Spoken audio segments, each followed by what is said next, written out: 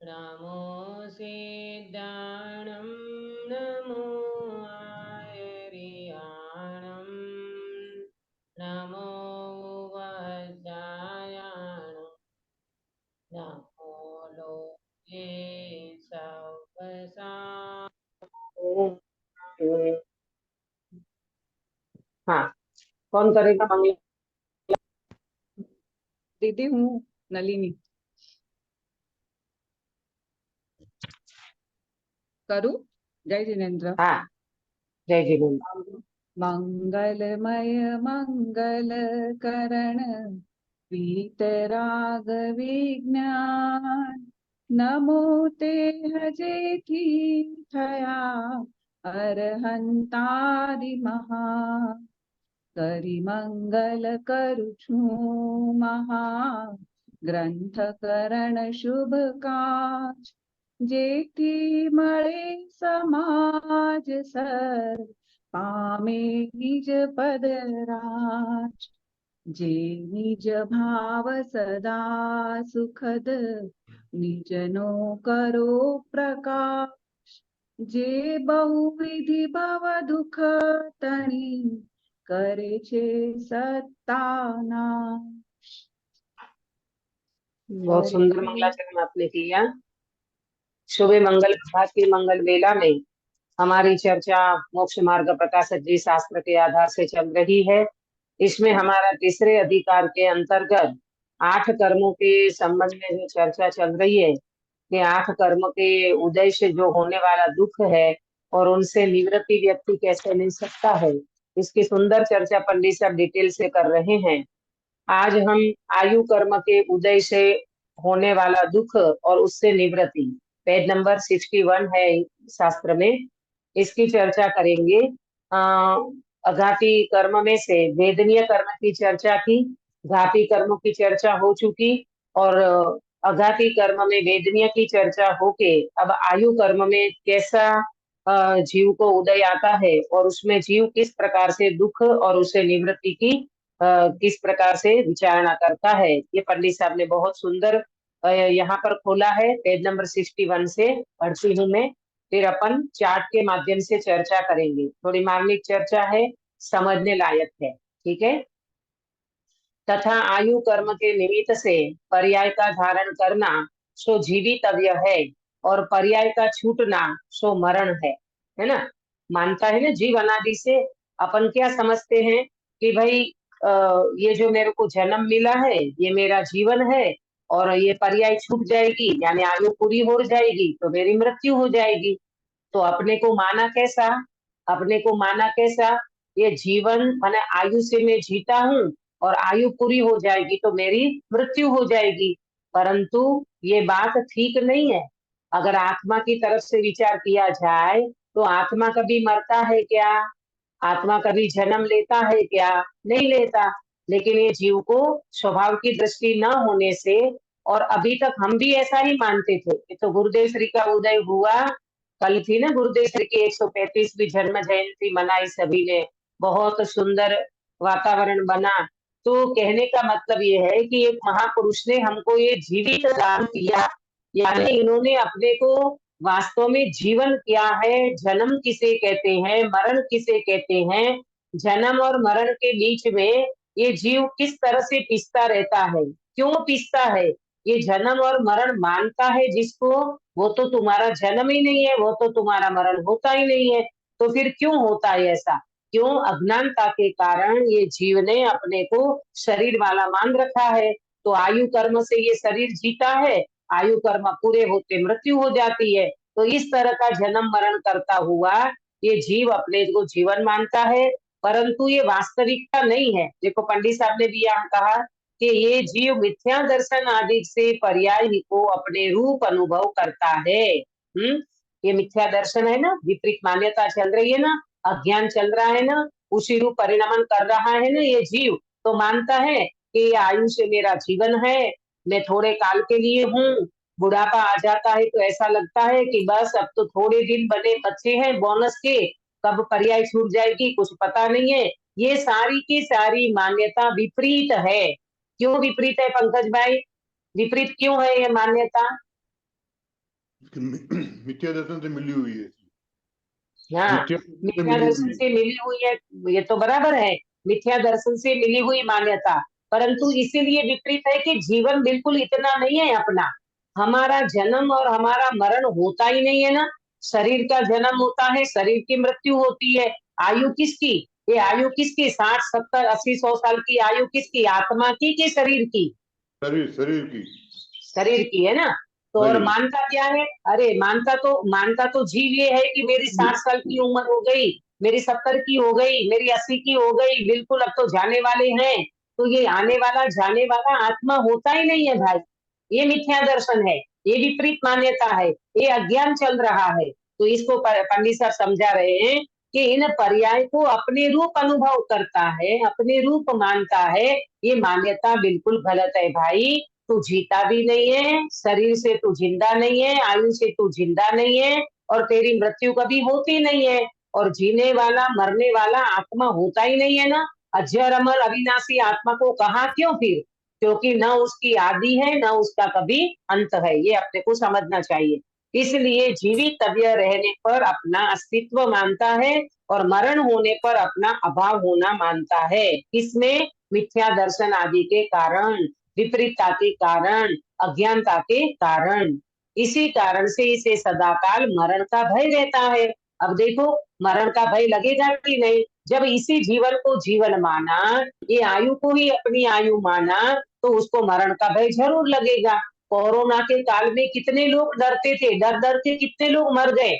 Physically मरे वो तो ठीक ही है, परंतु डर के मारण भी बहुत लोग मर गए। क्यों भाई? उनको ये लगता है कि ये कोरोना मुझे आया, हालांकि कोरोना शरीर में आया था। कोरोना, कोई भी रोग आता है ना, तो रोग कहाँ आता है अक्षा बेटा? रोग कहाँ आता है? रोग रोग शरीर में आता है दीदी। शरीर में आता है। और मानता क्या है? मेरे में आ गया। मेरे में आया। तो मेरा अस्तित्व माने शरीर, मेरा अस्तित्व शरीर से माना, तो ये तो बहुत बड़ी गलती हो गई ना भाई। तो इसी तरह से ये जीव को ये समझना चाहिए कि मेरे को भय क्यों लग रहा है। ये शरीर को जब तक अपना मानेंगे तो भय लगेगा ही लगेगा। चलो कोरोना तो चला गया, है ना। अब किसका भय लग रहा है गिरीश भाई? अब किसका भय लग रहा है? कोई बीमारी ना आ जाए, हाँ, कोई बीमारी ना आ जाए, अटैक ना आ जाए, है ना, कैंसर ना हो जाए। कदम कदम पे ये व्यक्ति को डर लगता है, भय लगता है। तो ये पंडित साहब कह रहे हैं कि सदा काल तुझे मरण का भय लगेगा। अरे तू कभी ऐसा नहीं सोच सकता कि मैं तो शुद्धात्मा हूँ, अजर अमर अविनाशी चैतन्य भगवान हूँ, मेरी कभी मृत्यु होती ही नहीं है। वो आगे पेज पे मैंने आया था ना, पंडित साहब ने चर्चा की थी। तो मैं तो अनादि निधन, है ना, अपनी अपनी अपनी अपनी क्या आया था वो शब्द? मैं तो अनादि निधन हूँ, अपनी अपनी व्यवस्था में सब परिणमित होता है। कोई किसी को मारता नहीं, कोई किसी को कुछ कर ही नहीं सकता। तो ये व्यक्ति को समझना चाहिए भाई कि तुम अगर इन जीव शरीर को अपना मानोगे तो फिर आपको मरण का भय जरूर लगेगा, और इससे भय लगेगा तो फिर उसका उपाय भी करेगा। इस भय से सदा आकुलता रहती है। जिनको मरण का कारण जाने उनसे बहुत डरता है, कदाचित उनका संयोग बने तो महाविघन हो जाता है। इस प्रकार महादुखी रहता है। मरण का भय जानता है ना, तो उनके कारण से भी बहुत डरता है ना। देखो, शुगर ना बढ़ जाए, बीपी ना बढ़ जाए, है ना, कोलेस्ट्रॉल ना बढ़ जाए, कहीं अटैक ना आ जाए, इससे ये होता है, इससे ये होता है। ज्यादा घी तेल नहीं खाना, वो ठीक है, विवेक करे वो एक अलग बात है, परंतु अपनी मान्यता में वो चीज नहीं आना चाहिए। नहीं तो आप कहोगे दीदी फिर वॉकिंग नहीं करना, ये नहीं करना, वो नहीं करना, वो एक अलग बात है भाई। वो शरीर का धर्म समझो, और आत्मा का धर्म अलग है। आत्मा उससे बिल्कुल न्यारी है। संयोग में लगा हुआ शरीर है तो उसका कुछ भी होता है तो उसमें कोई दोष नहीं लग जाएगा। मान्यता से दोष लगता है कि मैं मरने वाला जीने वाला, शरीर ही से मैं जीता हूँ और शरीर मरता है तो मैं मर जाता हूँ। ये मान्यता दुखदाई है, ये मान्यता विपरीत है। और नहीं तो ज्ञानी भी अपने जीवन में सब कुछ करते रहते हैं। ऐसा थोड़ी है कि ज्ञानी कुछ शरीर का ध्यान ही नहीं देते होंगे, ऐसा नहीं है। शरीर का ध्यान देना अलग बात है, शरीर को अपना मानना अलग बात है। अब देखो उसका उपाय क्या करता है। उसका उपाय ये करता है कि मरण के कारणों को दूर रखता है अथवा स्वयं उनसे भागता है उन कारणों से। ये यहाँ जाऊंगा तो मेरे को, ये कोरोना के काल में व्यक्ति क्यों नहीं मिलते थे, इसलिए तो कहीं संघर्ष हो जाएगा, तो ये हो जाएगा, क्या बोलते, जम्स आ जाएंगे, फिर अपने को सर्दी जुकाम हो जाएगा, तो कोरोना से भय लगता था। भीड़ में नहीं जाना, भीड़ से बचना, लोगों से बचना, तो ये सारा उपाय करता है तथा औषध आदि साधन करता है ना, दवाई लेता है। बोलो पहले से शरीर को दवाई से वो कर लेता है, पहले से विटामिन डी कम ना हो जाए, विटामिन सी कम ना हो जाए, कैल्शियम कम ना हो जाए। 40 साल के बाद में तो बॉडी बनाती नहीं है कैल्शियम, तो फिर अपनी हड्डियां कमजोर हो जाती है, तो अपने को ये दवाई लेना चाहिए, अपने को ऐसा करना चाहिए। अरे ये गाय बैल कुत्ता बिल्ली ये कौन से विटामिन लेते हैं भाई, बताओ, वो जी रहे हैं कि नहीं जी रहे हैं। और अपने को ये बस एक पूरे बॉडी के ऊपर ही लक्ष्य रहता है जीव को, तो शरीर को अच्छा रखना है। अरे तुम शरीर को कितना भी अच्छा रखने जाओगे, आयु पूरी होगी तो कुछ रहने वाला नहीं है, और असता का उदय आएगा तो ये शरीर में रोग हुए बिना नहीं रहेगा। आया समझ में, ये सारी बात को प्रॉपर समझना चाहिए। किला कोट आदि बनाता है, इत्यादि उपाय करता है, सो ये उपाय झूठे हैं। अभी इंदिरा गांधी अपने ही रक्षक भक्षक बन गए कि नहीं, कौन बचाया उन इंदिरा गांधी को, बताओ, कौन बचाया महात्मा गांधी जी को, कोई नहीं बचा सकता। आयु पूरी होती है, तुम कितने भी सिक्योरिटी तुम्हारी कितनी मजबूत हो, तुम्हारे साधन किले कोट कितना भी मजबूत हो, आयु पूरी होती है तो भगवान कहते हैं तीर्थंकर भी निर्वाण को पा जाते हैं। आयु को कोई बढ़ा नहीं सकता एक समय के लिए, और रक्षा भी नहीं कर सकता, क्योंकि आयु पूर्ण होने पर तो अनेक उपाय करे, अनेक सहायक हो, तथापि मरण हो ही जाता है। एक समय मात्र भी जीवित नहीं रहता। ये अपने 2000 में आया था ना, अपने कच्छ में भूकंप आया था, कच्छ वागड़ में, तो वहां पर देखना कितने रिलेटिव चले गए, कितने परिवार वाले चले गए, कितने आड़ोसी पाड़ोसी चले गए, और वही परिवार में एक छोटी सी बच्ची बच गई, एक बूढ़ा दादा बच गया, कोई एक आध बच गया। अरे जिसकी आयु रही वो बच गया, वो 3-3 दिन के बाद उसको निकाला गया तो भी वो जिंदी मिली, 1.5 साल की बच्ची। अब बताओ किसने जिलाया उनको, किसने उस व्यक्ति को जीवित रखा। अरे शरीर की आयु बची थी तो वो बच गई, और बाकी जिनकी आयु नहीं थी तो वो व्यक्ति चले गए। सीधा सा सिंपल गणित है। लेकिन अपन इसको फीलिंग नहीं करते ना इसका, कि अरे ये आने वाला तत्व मैं नहीं हूँ, मैं तो वो चैतन्य तत्व हूँ, मैं तो चैतन्य प्राण से जिंदा हूँ, मैं तो जीवत्व शक्ति से जीता हूँ। ये बाहर के प्राणों से तो शरीर का जीवन है, ये व्यवहार प्राण से मैं नहीं जीता। ये अपने को श्रद्धा करना ही होगा। आया समझ में? हाँ क्या अक्षर बेटा?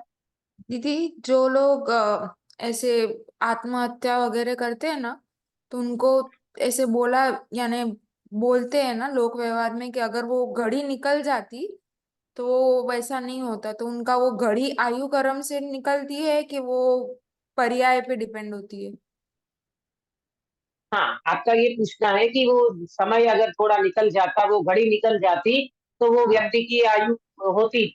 लेकिन बेटा इसमें ऐसा है कि ये जो अपन बात करते हैं ना, ये व्यवहार से कहा तो जाता है इस तरह से, लेकिन वो उनकी होनहार, उनका भवितव्य, उनकी योग्यता ही ऐसी होती है कि वो व्यक्ति को वो समय ही ऐसा आ जाता है और वो व्यक्ति का आयु पूरी होती है। मेन बात तो ये है उसकी आयु पूरी होने वाली होती है, तब इस प्रकार की घटना घटती है। नहीं तो आप बताओ कि एक व्यक्ति सुसाइड करने जा रहा है ना, मैंने पहले भी आपको एक केस सुनाया था। हमारी दीदी, उसके हमारे जीजा जी के पार्टनर, उनकी बेटी लव मैरिज किया कोई महाराष्ट्रियन लड़के के साथ, और बाद में उन दोनों की पटी नहीं, तो जीवन में वो होती है ना एक दूसरे से तू मैं तो उनको लगा कि यार जीवन ही खत्म कर दो, अब मम्मी पापा के घर जाने से क्या करें, तो जीवन खत्म करने के लिए जा रही थी, और उसमें पटरी पे गई तो उनको उनका एक हाथ कट गया, है ना, राइट हाथ कट गया वो, और पूरी बच गई।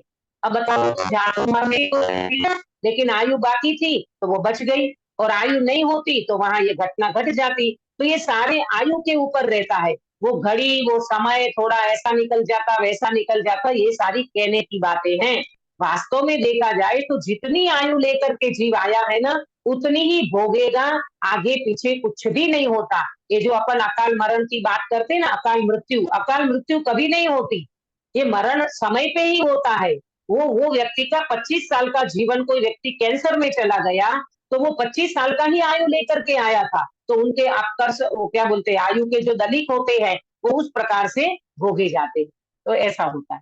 ठीक है, देखो तो क्या बात चली कि एक समय के लिए भी जिंदा नहीं रहता, और जब तक आयु पूर्ण न हो तब तक अनेक कारण मिलो सर्वथा मरण नहीं होता, जैसे मैंने अभी घटना सुनाई। इसलिए उपाय करने से मरण मिटता नहीं है तथा आयु की स्थिति पूर्ण होती ही है, इसलिए मरण भी होता ही है, इसका उपाय करना झूठा ही है। ये सारा उपाय करना झूठा है भाई। अपने को तो सीधा गणित ये समझ में आना चाहिए कि जितना मैंने जीवन, मतलब मैंने लेकर के आया हूँ, मेरी आयु लेकर के आया हूँ। तो कल मैं ये संजीव जी गोधा का एक प्रवचन सुन रही थी, उसमें उन्होंने ये बताया, ये जो हमने निगोद, नित्य निगोद और इतर निगोद की बात करी ना पूर्व में, ये भगवान, अपने को तो सुनकर के ऐसा लगे कि ये जीव ने कितना समय निगोद में बिताया, अनंत काल निगोद में बिताया, फिर कहते हैं इतर निगोद में आया, फिर वो इतर निगोद में वो जीव आया, और फिर वो जीव अगर आत्म साधना नहीं कर पाया तो वो जीव पृथ्वी में, पानी में, अग्नि में, वायु में इतना असंख्यात कल्पकाल बिताता है, और वह इतर निगोद में 2.5 पुद्गल परावर्तन बिताता है। तो ये एक पुद्गल परावर्तन में अनंत सागर, अनंत सागर, अनंतवें भाग के अनंत सागर बनते हैं, अनंतवें भाग में अनंत सागर बनते हैं, कल्पना भी नहीं कर सकते।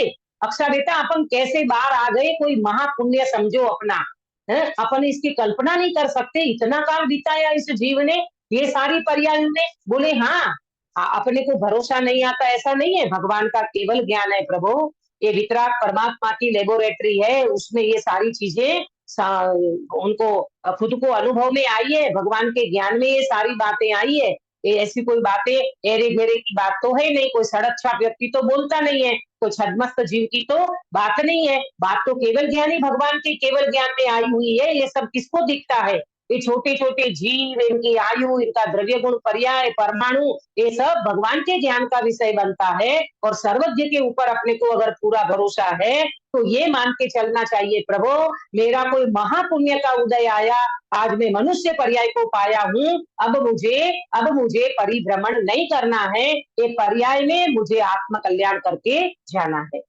तो सच्चा उपाय क्या है? सम्यक दर्शन आदि से पर्याय में अहम बुद्धि छूटे, स्वयं अनादि निधन चैतन्य द्रव्य है, उसमें अहम बुद्धि आती है, पर्याय को स्वांग माने, मरण का भय नहीं रहेगा।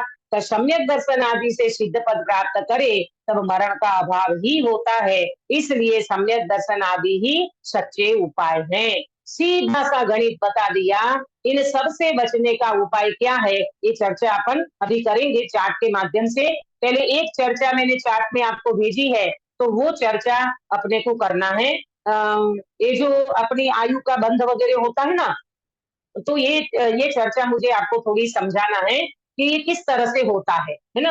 आप चार्ट निकाल लीजिए, तो इसके माध्यम से अपन इसकी चर्चा करते हैं। बात ये है कि मरण, मृत्यु जो होती है, तो व्यक्ति को मृत्यु के समय किस प्रकार से उनकी आयु का बंध होता है।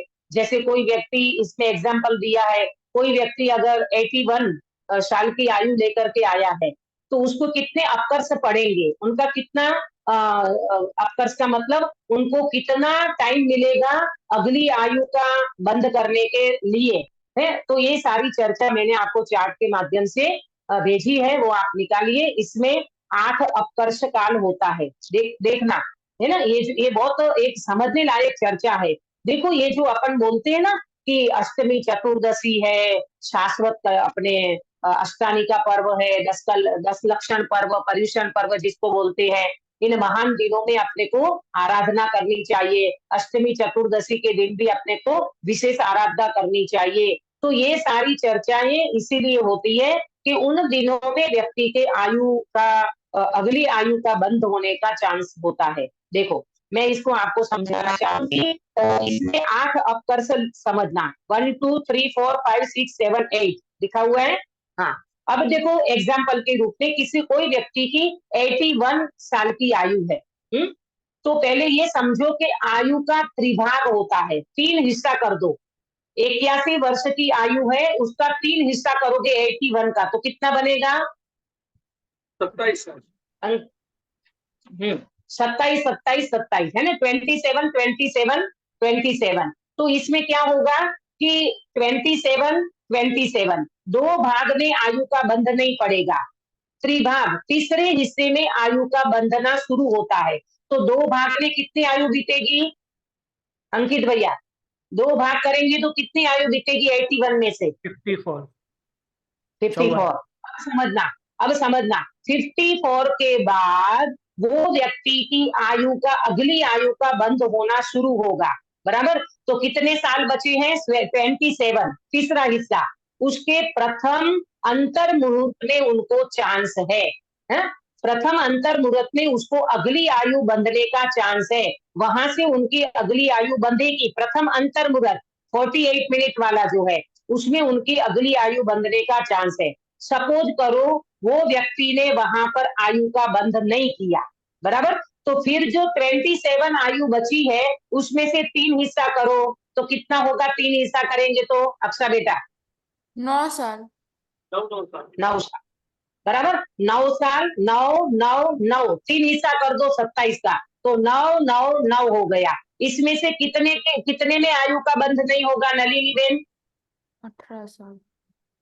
हाँ, बहुत बढ़िया। 9 9 18 18 साल तक, बहुत बढ़िया। 18 साल तक तो उनकी आयु नहीं बंधेगी, तो फिर कितना बचा? 9 9 साल। साल। 9 साल बचा। उन 9 साल में प्रथम अंतर मुहूर्त में आयु बंधने का काम होगा, समझना ध्यान से। आयु बंधने का, अगली आयु बंधने का काम शुरू होगा। सपोज करो वो व्यक्ति का वहां भी आयु नहीं बंधी, हाँ, तो फिर वो जो 9 साल बचे हैं उसका 3 हिस्सा कर दो गिरीश भाई। तो कैसे बनेगा? 3 साल हो गए। 3 साल हो जाएंगे ना, 3 3 और 3, इसका 3 हिस्सा कर देंगे अपन। 3 3 और 3 तो 9 हो गया। तो अब इसमें कितने में आयु नहीं बंधेगी? 6 साल में नहीं बंधेगी। 6 साल में नहीं बंधेगी। तो 3 और 3, तो इसमें 2 में नहीं बंधेगी, तो 6 साल निकाल दिया। अब कितना बचा? 3 साल। अब 3 साल बची।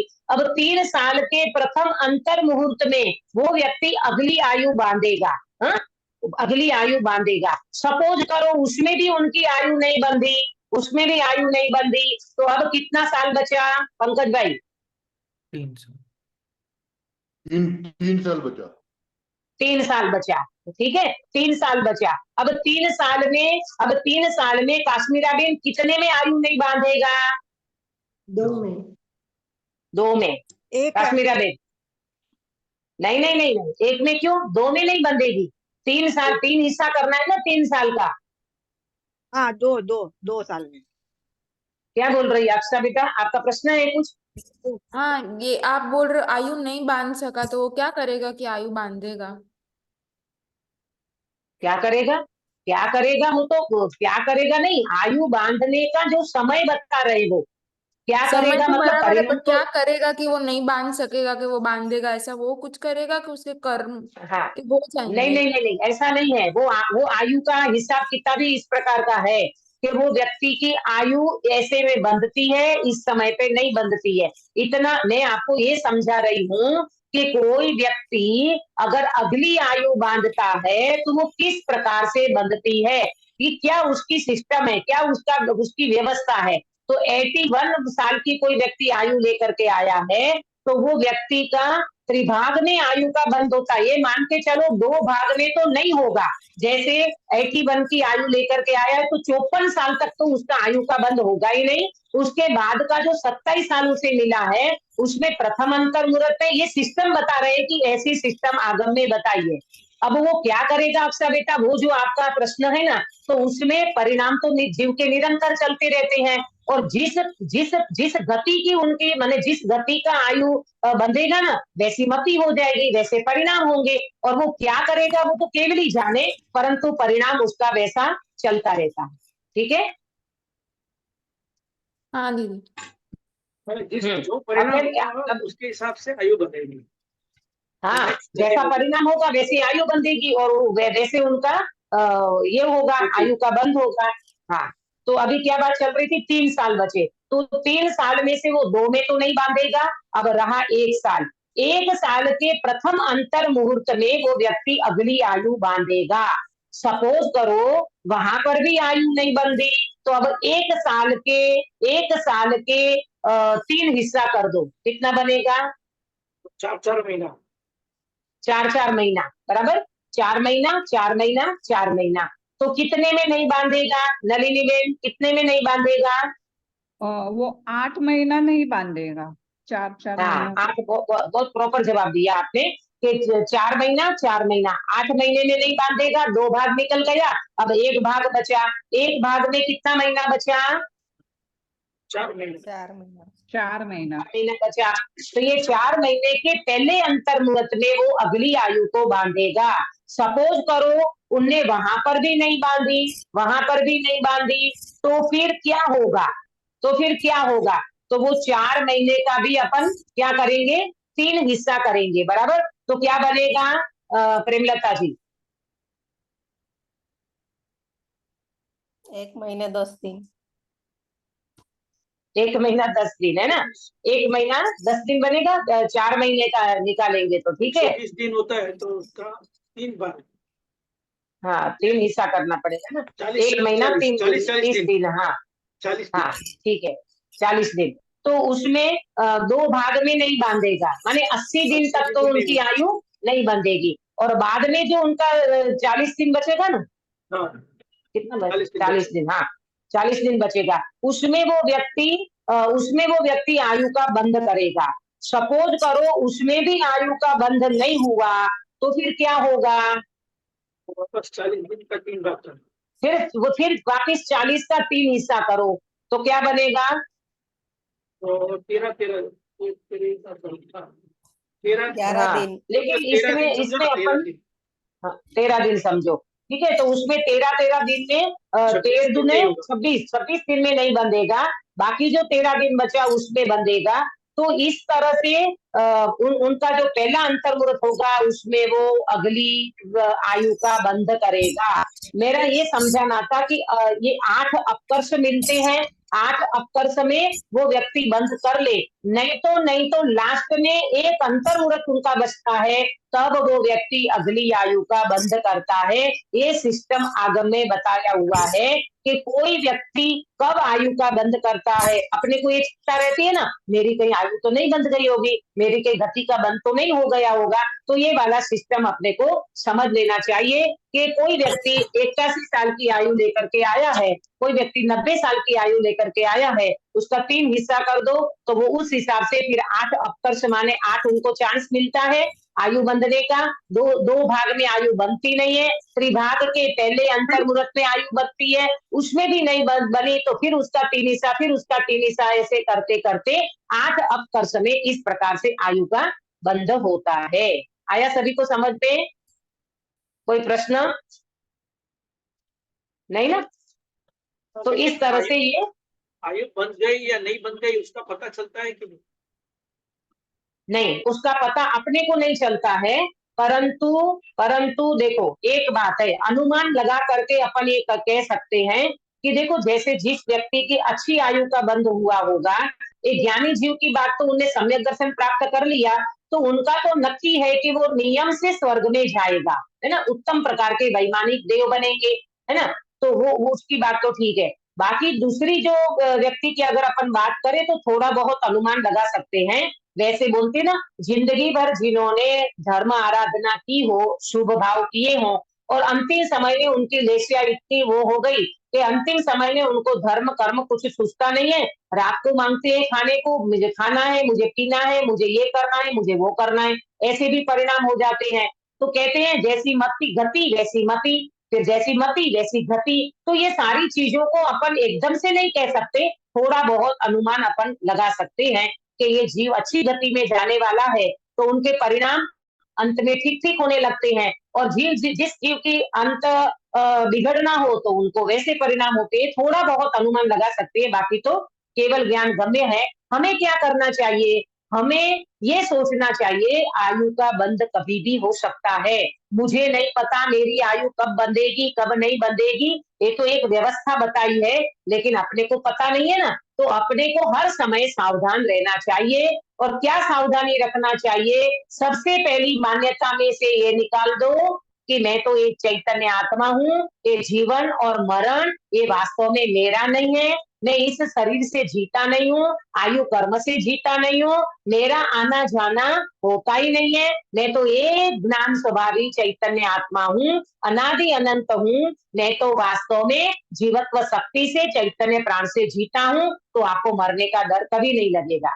ठीक है, अभी इसका जो दूसरा चार्ट है ना, जो अपनी 4 पॉइंट वाली जो चर्चा है, तो इसमें आयु कर्म के दुख की अवस्था क्या है, उसका उपाय जीव क्या करता है, वो झूठे क्यों है, और उस सच्चा उपाय क्या है। तो देखो इसमें आया कि मनुष्य पर्याय को अपनी मानता है, ये दुख की अवस्था क्या बनती है, क्योंकि अपने को मनुष्य पर्याय रूप अनुभव करता है, ये पर्याय ही मैं हूँ, मैं जीवित पर्याय से मैं जीता हूँ, मर गया तो मैं नष्ट हो गया, जिंदा हुआ तो मैं जीता हूँ, और ऐसा भय उस व्यक्ति को सदा लगता है।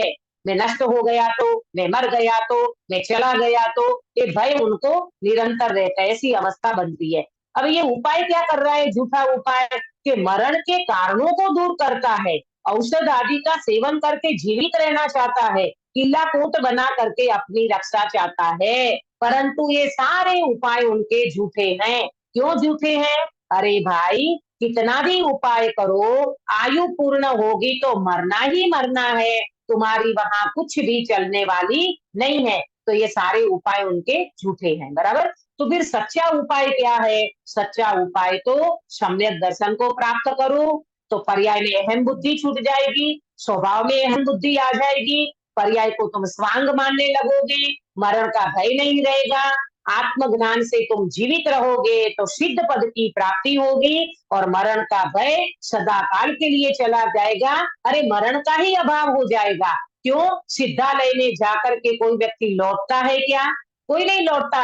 एक बार सिद्ध पद प्राप्त कर लिया तो जन्म मरण का सदा के लिए अभाव हो जाता है। तो हमें क्या करना चाहिए? हमें सम्यक दर्शन का उपाय करना चाहिए, आत्मज्ञान का उपाय करना चाहिए, और मिली हुई आयु में हमें ये इसको सार्थक करने का उपाय करना चाहिए। बराबर, अब थोड़ा 5 मिनट का समय है अपने पास, नाम कर्म की चर्चा को अपन थोड़ा देख लेते हैं। यदि बराबर, पर्याय का स्वांग का मतलब क्या? स्वांग माने पर्याय का एक रूप है। स्वांग जैसे नाटक, नाटक में कोई नाटक। व्यक्ति पात्र लेता है ना, तो हाँ, उसको स्वांग कहते हैं। अच्छा। जैसे किसी ने राम का स्वांग लिया, किसी ने सीता का स्वांग भजा, तो ये नाटक ही है ना। ये मनुष्य पर्याय भी, गिरीश भाई, ये मनुष्य पर्याय भी एक स्वांग है, चारों गति एक स्वांग है, और अपन आत्मा है, अपन उनसे बिल्कुल अलग है। ये अपन स्वांग कर रहे हैं यहाँ पर मनुष्य की पर्याय को अपना मान करके। ठीक है, अब देखो, नाम कर्म के उदय से होने वाला दुख और उससे निवृत्ति। नाम कर्म के उदय से गति, जाति, शरीर आदि उत्पन्न होते हैं।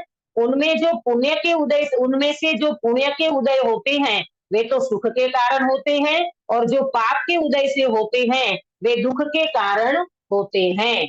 सो यहाँ सुख मानना भ्रम है। क्या कह रहे हैं यहाँ पर? ये जो अपने को नाम कर्म, एक नाम कर्म नाम का कर्म है, उसका नाम है नाम कर्म। ठीक है, नाम कर्म के उदय से हमें को क्या मिला? गति, जाति, शरीर आदि हमें मिला है। ये जो हमारी शरीर की संरचना है ना, ये नाम कर्म से मिली है। सुनना ध्यान से, आयु कर्म, आयु कर्म से हमको आयु मिलती है, और नाम कर्म से हमको शरीर की संरचना मिलती है। बराबर, तो इसमें जैसे गति, जाति, शरीर आदि उत्पन्न होते हैं। अब इसमें समझना, एक गति, मनुष्य गति, तिर्यंच गति, देव गति, नरक गति, बराबर, इसको कहते हैं गति। और जाति माने, जाति माने हिंदी, हिंदू, मुस्लिम, सिख, ईसाई, ये जाति को नहीं लेना। यहाँ पर जाति का अर्थ कौन बताएगा? जाति माने यहाँ क्या लेना? कौन सी पर्याय, मनुष्य है या इंडियंस है या? जाति माने क्या? जाति कितनी होती है? जाति स्त्री या पुरुष? कश्मीर में नहीं है किसी को ख्याल? अरे ये एक इंद्रिय जाति, 5 दो इंद्रिय जाति, हाँ, 3 इंद्रिय 3 जाति, 6 इंद्रिय 4 इंद्रिय जाति ने पंचेंद्रिय जाति, इसको जाति कहते हैं। ये इंद्रियां जो मिलती है ना, इंद्रियों के माध्यम से जाति की गिनना की जाती है, तो इसको कहते हैं जाति। ये हिंदू मुस्लिम सिख ईसाई वो तो बाहर की बात है, वो नहीं जाति में इधर आएगा। ये जाति माने एक इंद्रिय जाति वाला जीव, देन्द्रिय जाति, तेन्द्रिय, चौरेंद्रिय और पंचेंद्रिय जाति, ये जाति कहते हैं, बराबर। अब इसमें दो डिवाइडेशन है, एक पुण्य और एक पाप। नाम कर्म की 93 प्रकृति है। कितनी है? 93 प्रकृति नाम कर्म की है। उसमें कितनी पुण्य प्रकृति है और कितनी पाप प्रकृति है? तो पुण्य प्रकृति इसके उदय को सुख का कारण मानता है, और पाप प्रकृति के उदय से मिलती है जो प्रकृति, उनको वो दुख का कारण मानता है। वो यहाँ भ्रम बताया।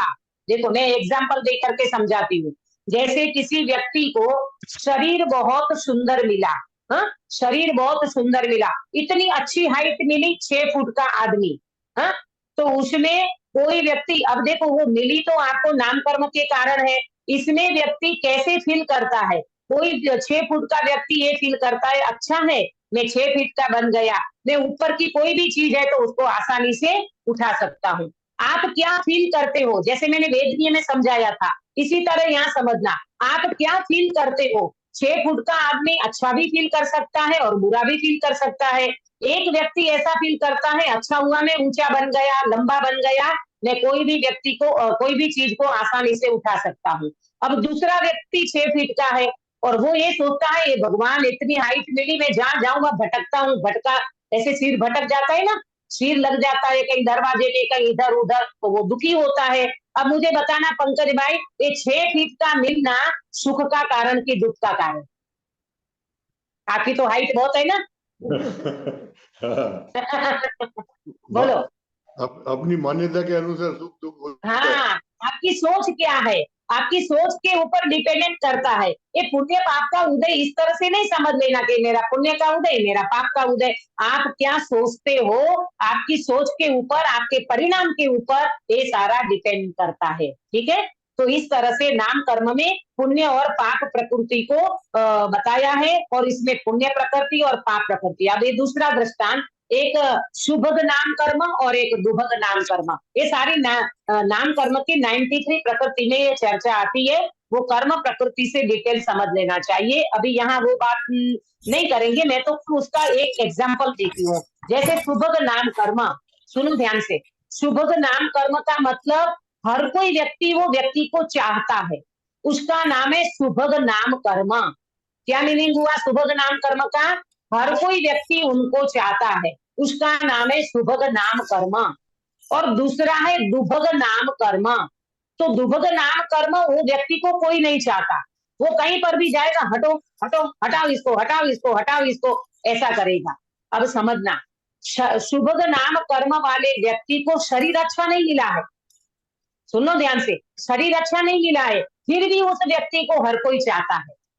ऐसा है उसका पुण्य का उदय कि शरीर भले अच्छा नहीं है उनका, है ना, वो काला कुबला है, दिखने में भी अच्छा नहीं लग रहा है, फिर भी उसको पब्लिक चाहती है, फिर भी उसको व्यक्ति चाहते हैं, घर के मेंबर हैं, रिलेटिव है, उनको चाहते हैं। तो क्या समझना, शुभग नाम कर्म का उदय होने के कारण वो व्यक्ति को चाहता है हर कोई। और एक दुभग नाम कर्म वाला व्यक्ति है, उसका शरीर तो अच्छा है, शरीर तो सुंदर है, पर उनको कोई चाहता नहीं है।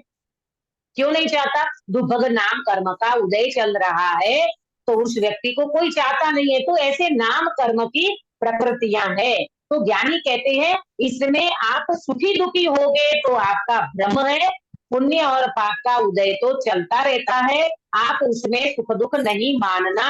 आपकी सोच को बदलो, आपकी सोच को बदलो, परिणाम बदलो, तो सारा कुछ ठीक होगा। तथा यह दुख के कारण मिटाने का और सुख के कारण सुखी होने का उपाय करता है, ये झूठा है। तो सच्चा उपाय क्या है? सम्यक दर्शन सच्चा उपाय है।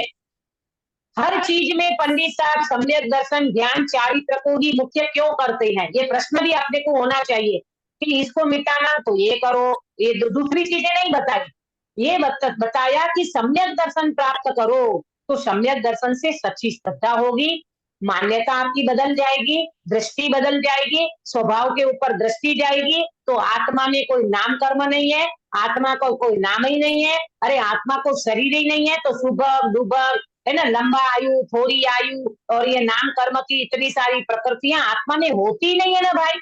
हम उसकी दृष्टि करेंगे कि जिसकी दृष्टि करने से हमें ये कुछ भी पुण्य पाप का उदय लगेगा ही नहीं। जैसा निरूपण वेदनीय का कथन करते हुए किया था, वैसे यहाँ भी जानना, वेदनीय और नाम में सुख दुख के कारण पने की समानता से निरूपण की समानता जानना, है ना। वेदनीय में भी सुख दुख के कारण की समानता बताई थी ना हम, उसमें भी इसी तरह इसमें भी समझना। देखो इसका चार्ट मैंने आपको भेजा नहीं है, परंतु है उसका इसी प्रकार से, है ना, कल भेज दूंगी। इसमें क्या है, उस जीव को कैसी दुख की मान्यता करता है, तो शरीर आदि को अच्छा रखना चाहता है और अनेक हिंसाजनक साधन का उपयोग करके शरीर को सुंदर दिखाना चाहता है।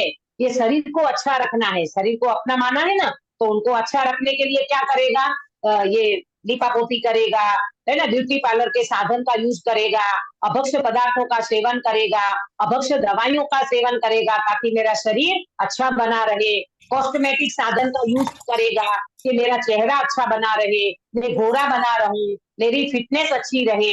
तो अनेक प्रकार के हिंसाजनक साधन का उपयोग करता है, ये इनकी दुख रूप अवस्था है। अब उपाय क्या करता है वो जीव, तो कि पुण्य के उदय में खुश रहता है, पाप के उदय में दुखी होता है। ऐसा उपाय करता है कि वो मेरा पुण्य का उदय बना रहे तो मैं खुश रहूंगा, पाप के उदय में मैं दुखी रहता हूँ। तो इस प्रकार की उनकी मान्यता वास्तव में झूठी है, उनका उपाय भी झूठा है। क्यों झूठा है, ये सब भवितव्य के उदयाधीन होता है और तुम्हारे परिणाम के ऊपर है। तुम अच्छा पॉजिटिव थिंकिंग करोगे तो तुमको मिला हुआ नाम कर्म के उदय से मिली हाइट वाइट गोरापन कालापन जो भी कुछ है, तुम उनमें संभाव साम्य भाव रख सकोगे।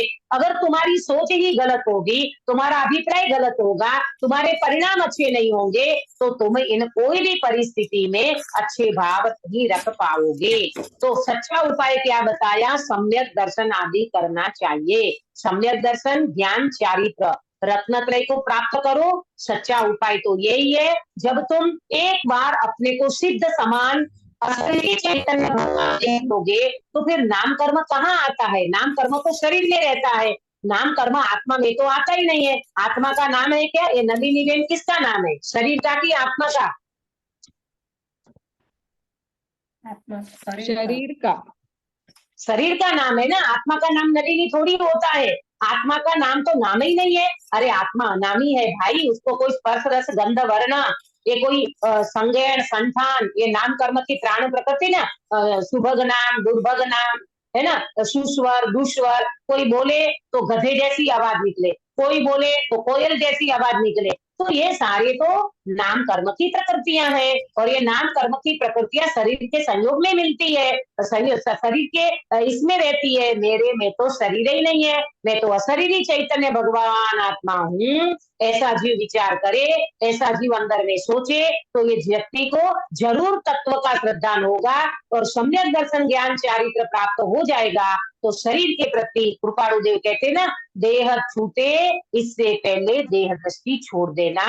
ये शरीर वास्तव में मैं नहीं हूँ, इसका अभ्यास यहाँ कर लेना, फिर शरीर रहेगा तो भी आपको कोई प्रॉब्लम नहीं रहेगी, क्योंकि इसको मैं अपना मानता ही नहीं हूं ना। मुझे कोई काला कहे तो मुझे कोई प्रॉब्लम नहीं है, मुझे कोई गोरा कहे तो भी मुझे कोई प्रॉब्लम नहीं है। क्यों, काला गोला, गोरा नहीं काला नहीं भगवान आत्मा, मोटा नहीं पतला नहीं भगवान आत्मा, आत्मा आदि से ज्ञायक है, बस ज्ञायक है।